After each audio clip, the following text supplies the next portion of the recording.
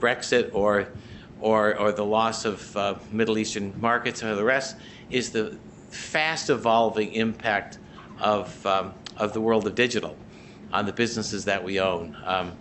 And it has to do with largely the flow of information and then e-commerce. So the flow of information is evidenced by a transaction that took place in China 3 or 4 years ago, and it's illustrative of what our businesses have to confront. It's an interesting story. Nestle bought a business in China which was a peanut milk business that was the most popular drink, consumer non-carbonated beverage in China. They bought the company from a family that had built it, and it was the dominant product, so they bought a business that they thought protected them, gave them a margin of safety, which is the topic of today.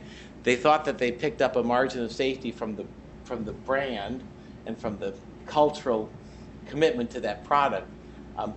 It stood for healthy, life-giving properties because of the country's involvement with peanuts.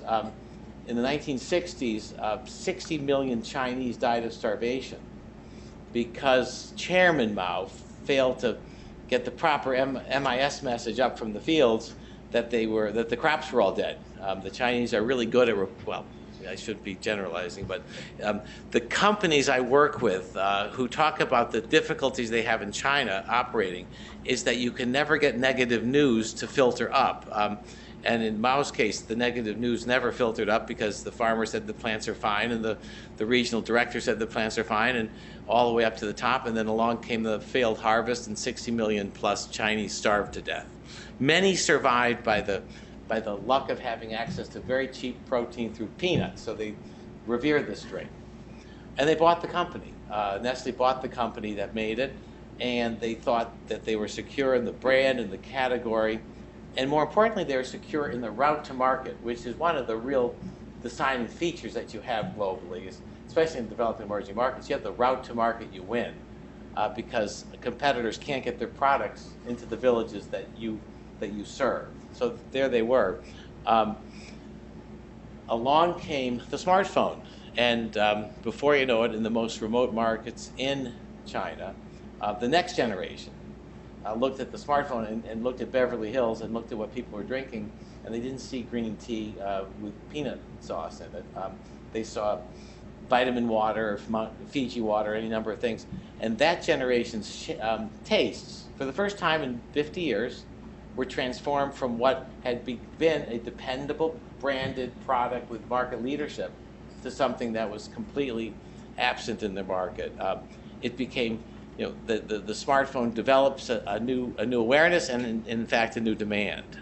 So Nestle starts to struggle because that peanut milk, which had been so dominant, has now at least mentally competitors, but they fell back to their second line of defense, which was, that's fine, but they'll never get to the consumer.